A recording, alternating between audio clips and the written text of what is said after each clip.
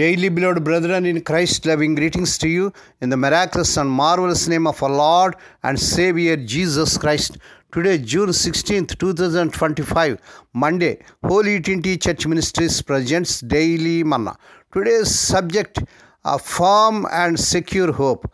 Firm and secure hope. Now let us open our Bibles and read a verse from Hebrews 6 chapter 19th verse. States like this: we have this hope as an anchor for the soul, firm and secure. May God add His blessings through the reading of His precious word. Dear children of God, saints of God, this verse uses the image of an anchor to illustrate the nature of hope. Just as an anchor secures a ship and prevents it from drifting, hope secures the soul, offering stability and security amidst the storms and uncertainness of life.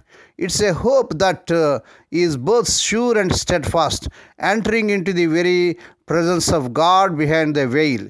Here is hope as an anchor.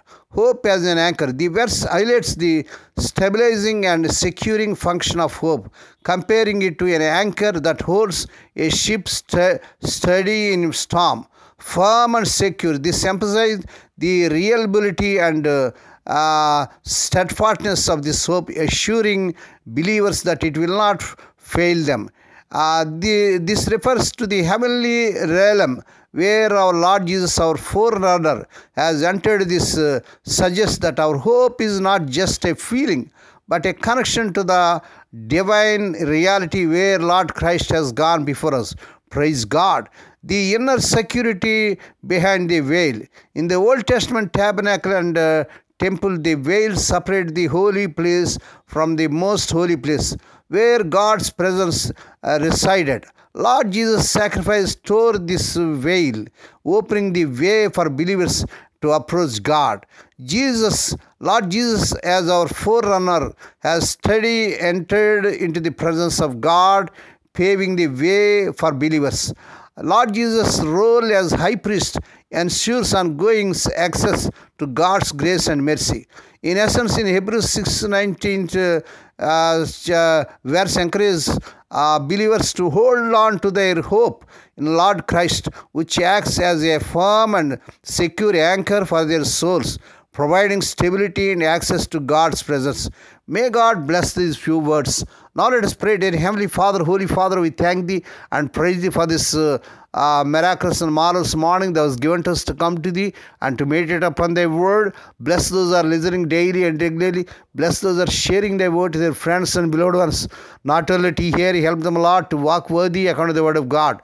Lord, we pray for those who are celebrating their wedding anniversaries and birthdays today, Lord. Bless them and crown them, Lord, with year of mercy, grace and gladness. Perform a new thing in their life. Fulfill their heart's desires. Lord, we pray for the sick and suffering. Lord, let Thy healing virtues surge through the bodies. Touch them, heal them, because with Thy stripe Thy people are healed.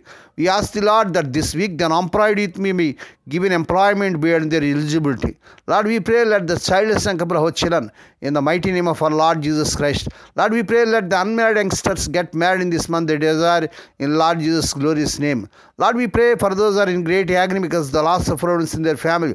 Spirit of the living God, that the God of our comfort them, console them. Lord, we pray for Thy children as they are going out and coming in throughout this day. Deliver them from all dangers and accidents. Give them safe journeys. We commit all these things into the mighty hands. We ask Thee and give Thee thanks in the miraculous and marvelous name of our Lord and Savior Jesus Christ.